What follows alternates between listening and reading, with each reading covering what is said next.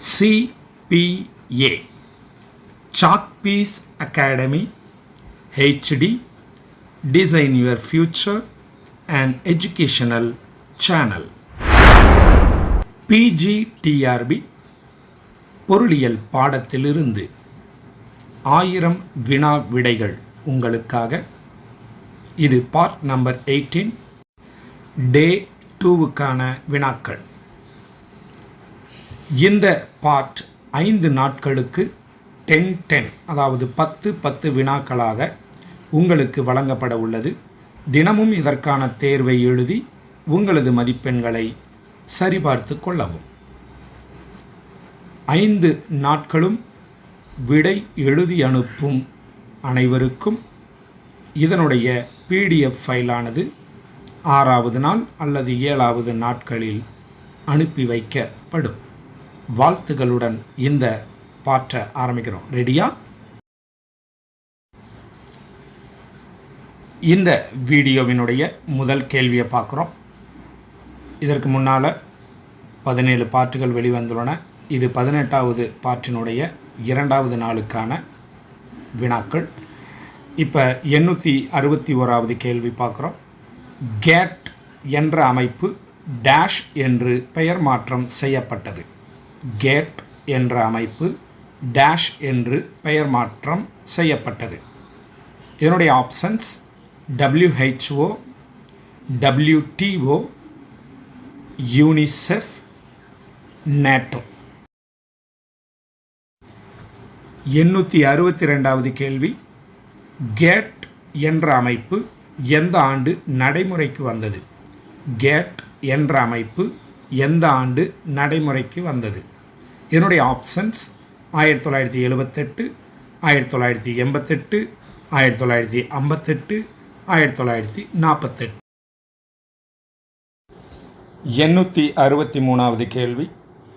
நிதிக்குழு 5 ஆண்டுகளுக்கு ஒரு முறை நிதிக்குழுவினை அமைக்க ஜனாதிபதிக்கு அதிகாரம் அளிக்கும் இந்திய அரசியலமைப்பு சட்டம் விதி டேஷ். நிதிக்குழு 5 ஆண்டுகளுக்கு ஒரு முறை நிதிக்குழுவினை அமைக்க ஜனாதிபதிக்கு அதிகாரம் அளிக்கும் இந்திய அரசியலமைப்பு சட்டம் விதி டேஷ். இதனுடைய ஆப்ஷன்ஸ் 180, 380, 280, 480. 864வது கேள்வி. தேசிய வேலைக்கு உணவு திட்டம் உருவாக்கப்பட்ட ஆண்டு. தேசிய வேலைக்கு உணவு திட்டம் உருவாக்கப்பட்ட ஆண்டு. இதனுடைய ஆப்ஷன்ஸ் 1994, 2004, 1984, 2014. 865வது கேள்வி. நலிவடைந்த நிறுவனங்கள் சட்டம் இயற்றப்பட்ட ஆண்டு. நலிவடைந்த நிறுவனங்கள் சட்டம் இயற்றப்பட்ட ஆண்டு. இதனுடைய ஆப்ஷன்ஸ் 1985, 1995, 2005, 2015.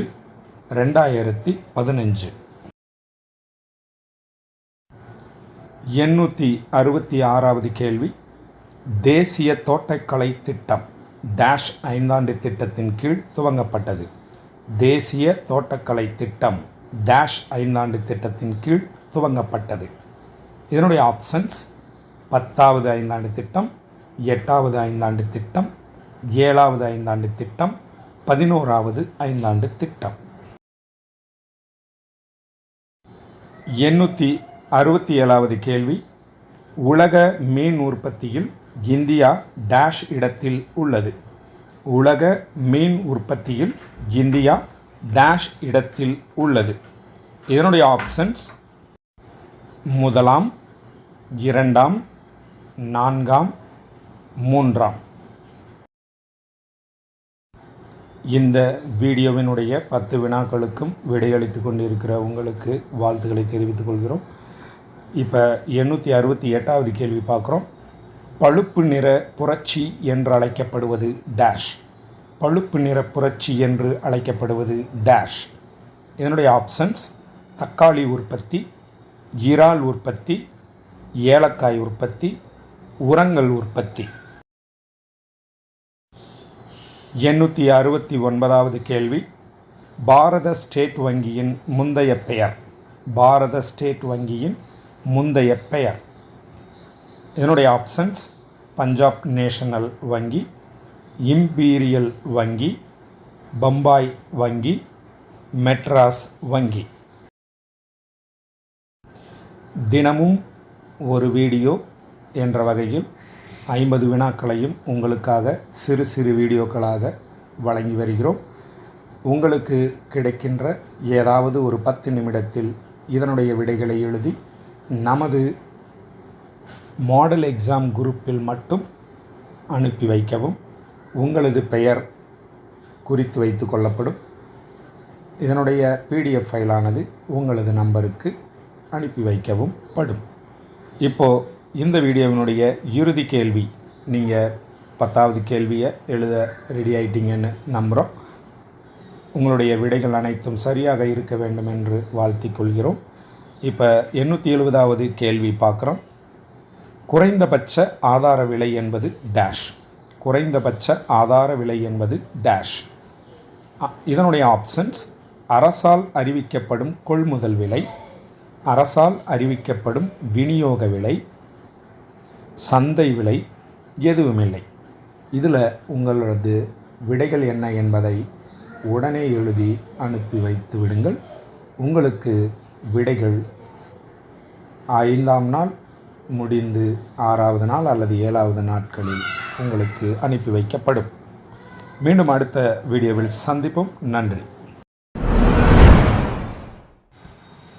இந்த வீடியோ உங்களுக்கு பயனுள்ளதாக இருந்துச்சுன்னா லைக் பண்ணுங்கள், ஷேர் பண்ணுங்கள், கமெண்ட்டும் பண்ணுங்கள், சப்ஸ்கிரைபும் செய்திடுங்க. நம்ம சேனலில் வர்ற அனைத்து வீடியோக்களும் உங்களுக்கு வந்த வண்ணம் அப்பொழுது தான் யூஸ்ஃபுல்லாக இருக்கும். மீண்டும் அடுத்த வீடியோவில் சந்திப்போம். தேங்க்யூ.